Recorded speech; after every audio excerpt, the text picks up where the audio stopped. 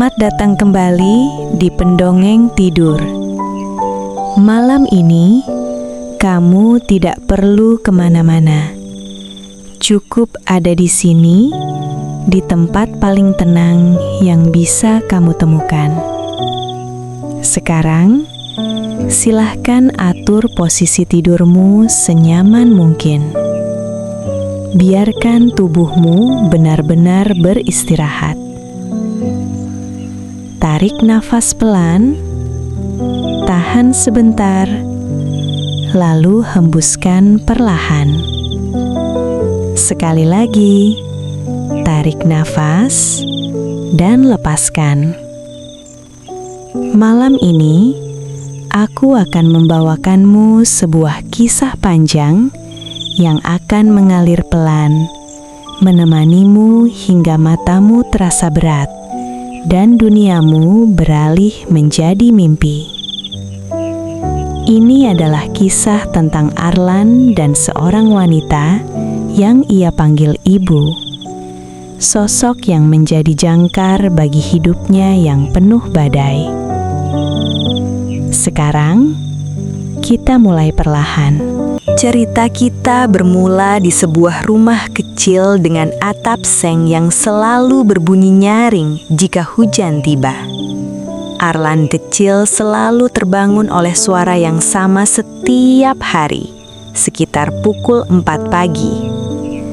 Itu bukan suara jam weker, melainkan suara gesekan kayu jemuran yang digeser pelan di halaman belakang.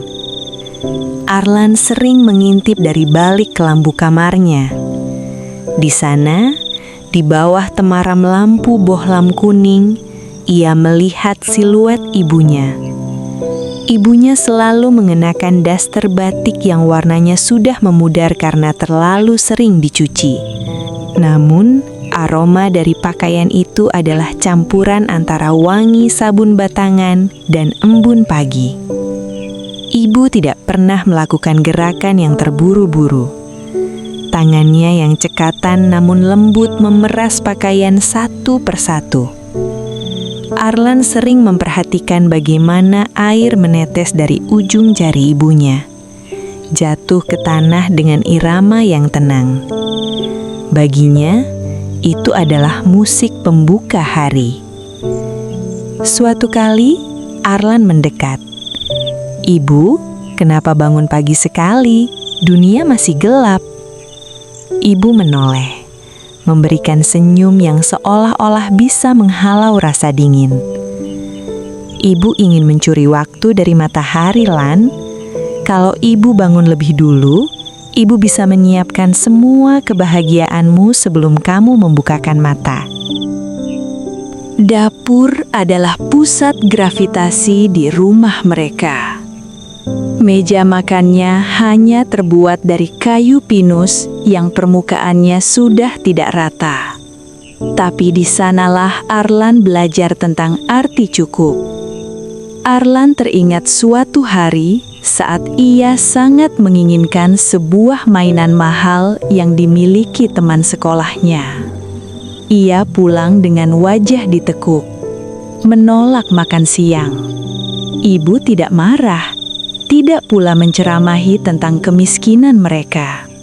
Ibu hanya duduk di sampingnya, lalu menyodorkan sepiring nasi dengan tempe goreng yang masih berasap. "Cobalah, Lan, ini bukan cuma tempe," bisik ibu. Arlan menggigitnya. Rasanya sangat gurih, renyah di luar, namun lembut di dalam. Ada rasa bawang putih dan ketumbar yang pas. "Apa bedanya?" tanya Arlan ketus. Ibu menggorengnya dengan doa agar anak ibu tidak merasa kurang. "Kalau kamu makan ini dengan rasa syukur, rasanya akan lebih mewah daripada pesta di istana." Keinginan itu seperti air laut, Lan. Makin kamu minum, makin kamu haus. Tapi rasa syukur itu seperti mata air. Kecil, tapi tak pernah kering. Malam itu, Arlan tidur dengan perut kenyang dan hati yang entah kenapa tidak lagi merasa iri. Saat Arlan beranjak remaja, ia mulai menyadari hal-hal yang dulu tidak ia lihat. Ia melihat sepatu kerja ibunya, sepasang pantofel hitam yang kulitnya sudah pecah-pecah di bagian pinggir. Ibu bekerja sebagai tukang jahit di sebuah konveksi kecil. Berjalan kaki sejauh 2 kilometer setiap hari untuk menghemat ongkos bus agar Arlan bisa membeli buku pelajaran. Suatu sore, hujan turun sangat lebat. Arlan menjemput ibunya dengan payung yang sudah berlubang di beberapa titik. Di tengah jalan, ia melihat ibunya berjalan berjinjit, menghindari genangan air. Namun, sepatu itu akhirnya terlepas solnya. Ibu tertawa kecil sambil menenteng sepatunya yang rusak. "Lihat, Lan, sepatunya ingin istirahat."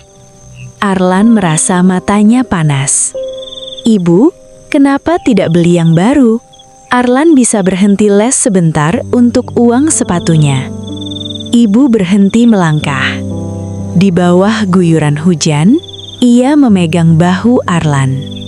"Sepatu ini sudah membawa ibu menemanimu tumbuh dari bayi sampai setinggi ini.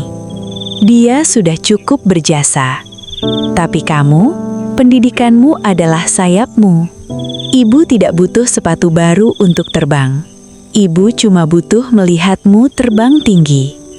Di bawah payung yang bocor itu, Arlan berjanji pada dirinya sendiri bahwa suatu saat nanti ia akan membelikan ibunya semua sepatu terindah di dunia, meski ia tahu ibunya tak pernah meminta itu.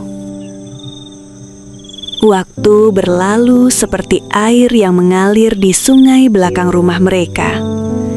Tiba masanya, Arlan harus pergi ke kota besar untuk kuliah. Malam sebelum keberangkatan, rumah itu terasa sangat sunyi. Hanya ada suara derit mesin jahit ibu yang masih bekerja di sudut ruangan. Arlan melihat ibunya sedang memasukkan sesuatu ke dalam tas ranselnya. Bukan hanya baju yang sudah disetrika rapi, tapi juga sebuah stoples kecil berisi teri kacang buatan sendiri. "Ini kalau kamu lapar tengah malam dan tidak punya uang," kata ibu sambil mengikat tas itu kuat-kuat. Namun di sela-sela lipatan baju paling bawah, Arlan menemukan sebuah amplop. Di dalamnya ada uang recehan dan lembaran ribuan yang sudah lecek, hasil tabungan ibu selama bertahun-tahun yang diselipkan di bawah kasur. "Ibu, ini uang apa? Ini terlalu banyak." Ibu tidak menatap mata Arlan. Ia terus sibuk membereskan barang lain. "Itu uang cadangan. Kalau kamu rindu rumah, jangan dipaksakan. Tapi kalau kamu rindu ibu, gunakan uang itu untuk menelepon. Atau cukup ingat bahwa ibu selalu ada di sujud terakhir setiap malam." Arlan menyadari, saat ia bersiap menaklukkan dunia, ibunya justru sedang mempersiapkan dirinya untuk menjadi tempat kembali yang paling aman jika Arlan gagal. Kota besar ternyata tidak seramah yang Arlan bayangkan. Ada malam-malam di mana ia hanya makan mie instan di kamar kos yang sempit, merasa kesepian dan ingin menyerah. Di saat seperti itulah, teleponnya akan bergetar. "Lan, sudah makan?" Suara di seberang sana selalu sama, tenang, hangat, dan seolah tahu apa yang sedang ia rasakan. Ibu jarang bercerita tentang kesulitannya di kampung, tentang pinggangnya yang makin sakit karena menjahit, atau tentang atap rumah yang mulai bocor. Ibu justru selalu bercerita tentang hal-hal kecil, tentang kucing yang baru melahirkan, atau tentang pohon mangga di depan rumah yang mulai berbunga. Kamu tahu, Lan, bunga mangga itu cantik sekali pagi ini. Ibu jadi ingat waktu kamu kecil sering memanjatnya. Melalui telepon itu, Ibu sedang membangunkan kembali memori-memori bahagia Arlan. Ia sedang menanamkan akar agar Arlan tidak tumbang oleh angin kota yang kencang. Napas Arlan mulai teratur. Ia membayangkan dirinya sedang duduk di bawah pohon mangga itu bersama ibunya. Tahun-tahun berlalu, dan janji Arlan di bawah payung bocor itu akhirnya tertunai. Arlan kini adalah seorang pria dengan kemeja rapi dan jam tangan yang berkilau.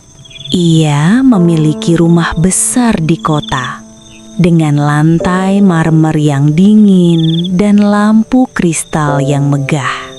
Suatu hari, Arlan membawa ibunya pindah ke kota.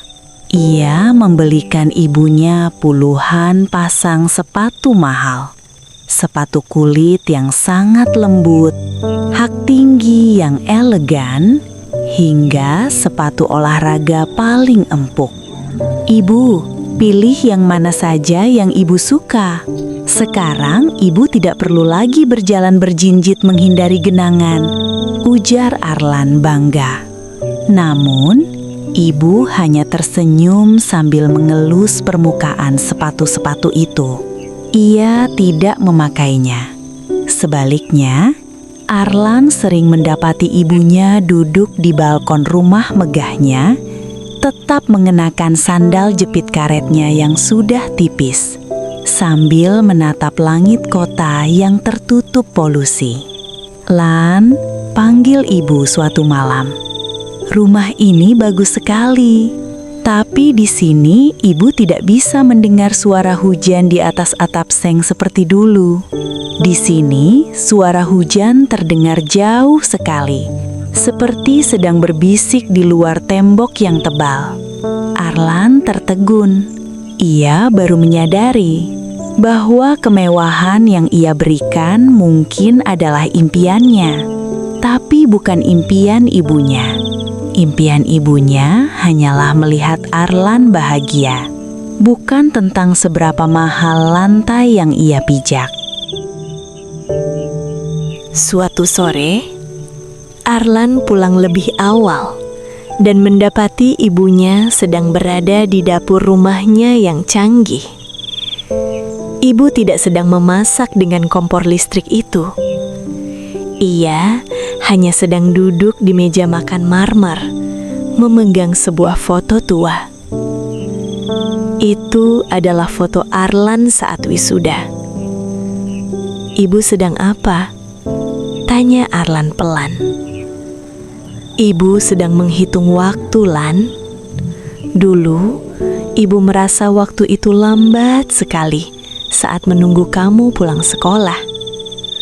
Sekarang, ibu merasa waktu berjalan terlalu cepat. Kamu sudah besar, sudah jadi orang hebat. Kadang ibu takut, apakah di duniamu yang sekarang masih ada ruang untuk ibu yang sudah mulai pelupa ini?" Arlan berlutut di depan ibunya, meletakkan kepalanya di pangkuan wanita itu.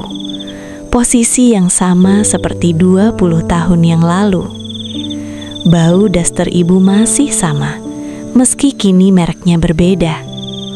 Kehangatan tangannya pun tak berubah. "Ibu," bisik Arlan. "Dunia ini mungkin besar dan luas, tapi tanpa ibu di dalamnya, dunia ini cuma ruangan kosong yang dingin. Aku tidak butuh ruang untuk ibu, karena ibu adalah fondasi dari seluruh rumah ini." Di sana, di tengah kemewahan kota yang bising, Arlan menyadari satu hal.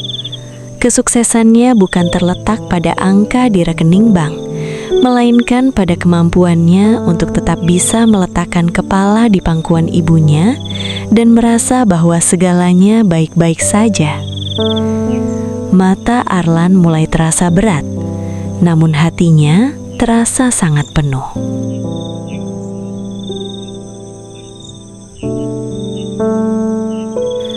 Waktu terus berjalan, dan kini Arlan bukan lagi pemuda yang hanya mengejar mimpi. Ia telah menjadi seorang ayah. Di suatu malam yang sunyi, Arlan sedang menimbang putrinya yang masih bayi. Putrinya menangis kencang, sulit untuk ditenangkan.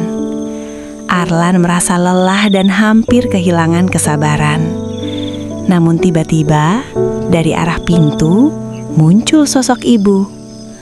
Meski langkahnya sudah melambat dan rambutnya telah memutih seluruhnya, seperti perak yang tertimpa cahaya bulan, tatapannya masih menyimpan ketenangan yang sama. "Sini, Lan, biar ibu yang pegang," bisiknya lembut.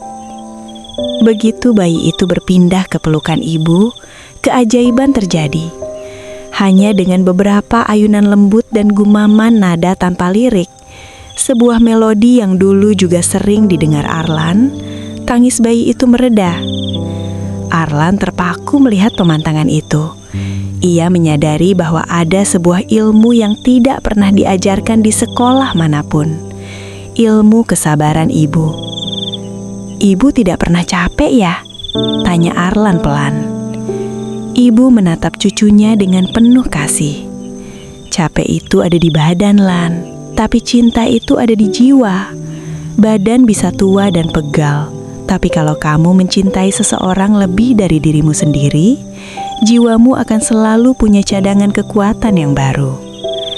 Malam itu Arlan belajar bahwa warisan terbesar ibunya bukanlah uang atau harta yang ia kumpulkan setelah sukses. Warisan aslinya adalah cara ibu mencintai. Sebuah cinta yang tidak mengenal kata transaksi. Sebuah kasih yang tidak pernah menghitung untung dan rugi. Arlan melihat tangannya sendiri, lalu melihat tangan ibunya. Ia berjanji akan meneruskan cara mencintai itu kepada anaknya.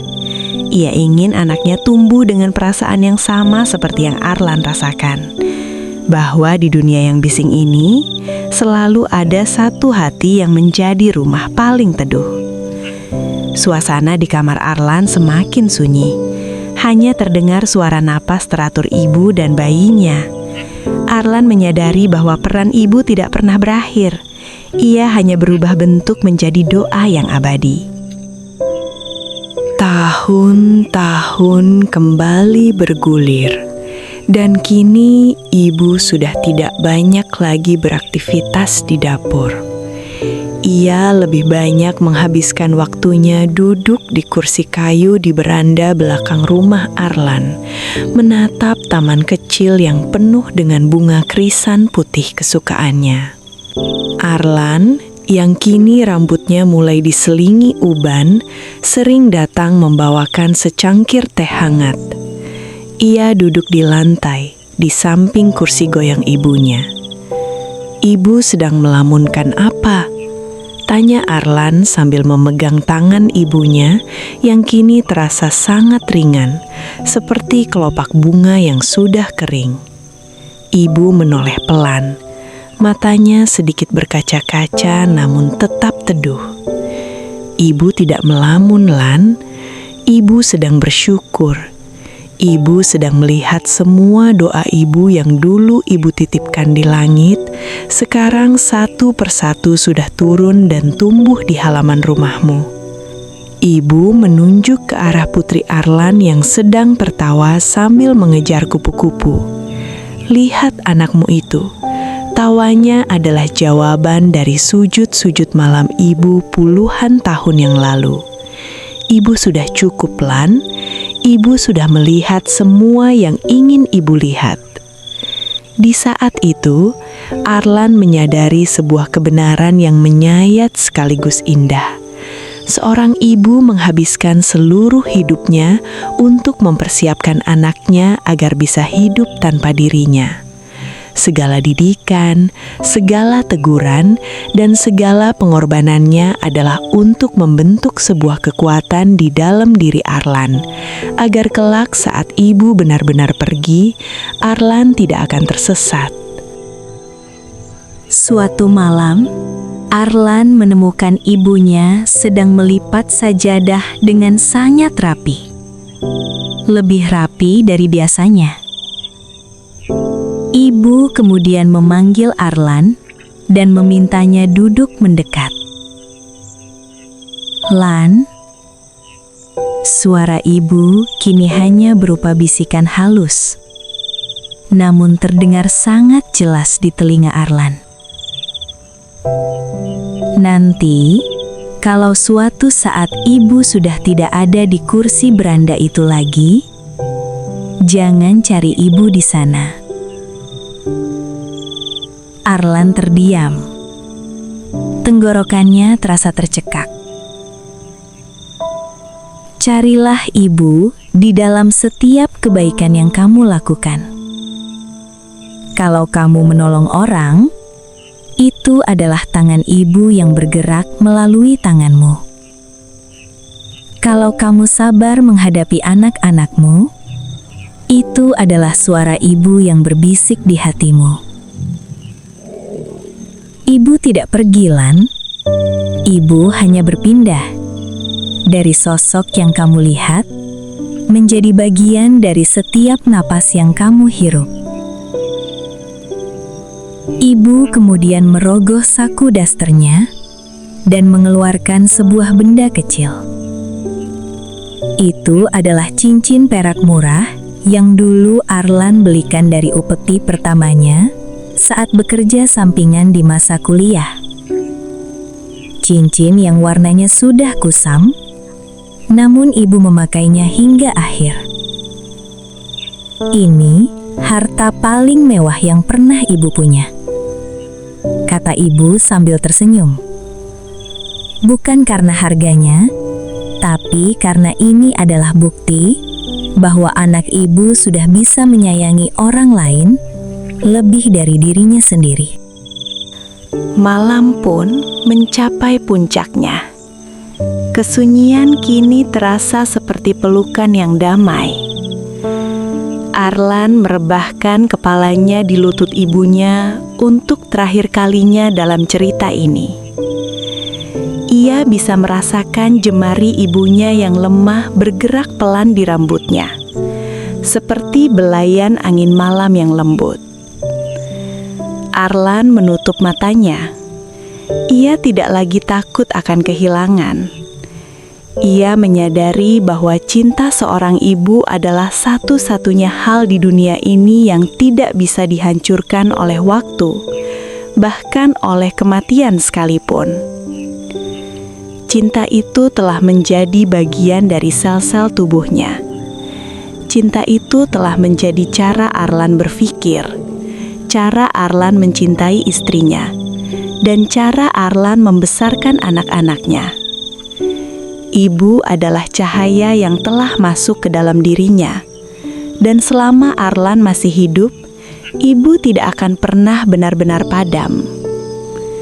Di kejauhan, sayup-sayup terdengar suara takbir, atau mungkin hanya desau angin yang membawa pesan kedamaian. Arlan tertidur dengan senyum tipis di bibirnya, merasa sangat dicintai, sangat utuh, dan sangat aman. Sekarang, biarkan kisah Arlan dan ibunya ini menetap di hatimu. Bayangkan sosok ibumu sendiri hadir di sana, memberikan kehangatan yang sama. Beberapa waktu kemudian, tibalah momen yang paling ditakuti, namun pasti bagi setiap manusia. Kursi goyang di beranda itu kini berhenti berayun. Ruangan yang biasanya penuh dengan aroma teh melati dan wangi bedak bayi milik ibu, kini terasa hampa. Arlan berdiri di tengah ruangan itu, menatap sebuah kekosongan yang sangat besar. Namun, saat Arlan melangkah menuju dapur untuk mengambil segelas air, ia terhenti. Tangannya menyentuh permukaan meja kayu yang kasar. Tiba-tiba, ia teringat cara ibunya memotong sayur. Ia teringat cara ibunya selalu menyisakan bagian terbaik dari makanan untuknya. Arlan mulai menyadari sesuatu yang ajaib. Saat ia mulai merasa sedih, tiba-tiba ada sebuah kekuatan muncul dari dalam dadanya. Ia mendengar suara ibunya, sangat jerih di dalam kepalanya. "Lan, jangan terlalu lama berduka. Hidup itu seperti jahitan kain. Kalau ada yang putus, sambung lagi dengan benang yang lebih kuat." Arlan tersenyum kecil di tengah air matanya. Ia menyadari bahwa ibunya tidak benar-benar pergi. Ibunya hanya pulang ke dalam diri Arlan. Kini, Arlan berdiri di depan kamar anaknya. Ia melihat putrinya sedang meringkuk di bawah selimut, persis seperti Arlan puluhan tahun yang lalu. Arlan mendekat, lalu dengan gerakan yang sangat lembut, gerakan yang ia pelajari dari melihat ibunya selama bertahun-tahun, ia membenarkan letak selimut anaknya. Ia mengusap kening putrinya, dan ia terkejut sendiri. Kehangatan tangannya, ritme usapannya, bahkan kata-kata doa yang ia bisikkan secara spontan, semuanya adalah replika dari apa yang dilakukan ibunya. "Terima kasih, Bu," bisik Arlan dalam hati. "Ibu sudah mengajariku cara menjadi pelindung, tanpa aku sadari. Ibu telah berhasil melakukan misi terbesarnya. Ia telah menanamkan seluruh kebaikannya ke dalam jiwa Arlan, sehingga meskipun fisiknya sudah tidak ada, kasih sayangnya terus mengalir melalui tangan Arlan, melalui kata-kata Arlan, dan melalui cinta Arlan kepada anak-anaknya." Kisah ini ditutup dengan sebuah malam yang sangat damai. Arlan akhirnya kembali ke tempat tidurnya. Ia merasa sangat ringan. Ia tidak lagi mengejar kesuksesan yang bising. Baginya, kesuksesan tertinggi adalah saat ia bisa memberikan rasa aman yang sama kepada keluarganya, seperti yang diberikan ibunya dulu. Ia memejamkan mata, dan dalam kegelapan yang tenang itu, ia merasa seperti sedang kembali ke masa kecil. Ia merasa seolah-olah daster batik ibunya masih melambai di dekatnya, menjaga tidurnya agar tetap lelap. Dunia mungkin lupa pada nama Ibu Sarah. Dunia mungkin tidak mencatat pengorbanannya di buku sejarah. Tapi bagi Arlan dan bagi setiap anak yang mencintai ibunya, sosok itu adalah matahari yang tidak pernah benar-benar tenggelam. Ia hanya terbenam sejenak untuk memberikan kita kesempatan bermimpi, lalu akan terbit lagi dalam setiap kebaikan yang kita lakukan esok pagi. Sekarang, biarkan cerita Arlan ini perlahan memudar dari pikiranmu, menyisakan hanya rasa hangat di hatimu. Bayangkan sosok ibumu, wajahnya, suaranya, atau mungkin aroma khasnya. Ingatlah bahwa kamu adalah karya terbaiknya. Kamu adalah doa yang sedang berjalan di atas bumi. Tidak ada satupun lelahnya yang sia-sia selama kamu masih memiliki kebaikan di hatimu. Tariklah selimutmu lebih tinggi. Rasakan keberadaan cintanya yang melindungimu, melingkarimu seperti pelukan yang tak kasat mata. Kamu aman, kamu dicintai. Kamu adalah kebanggaannya. lebih dari yang bisa kamu bayangkan. Tidurlah dengan nyenyak. Biarkan hatimu beristirahat dalam pelabuhan kasih yang abadi ini.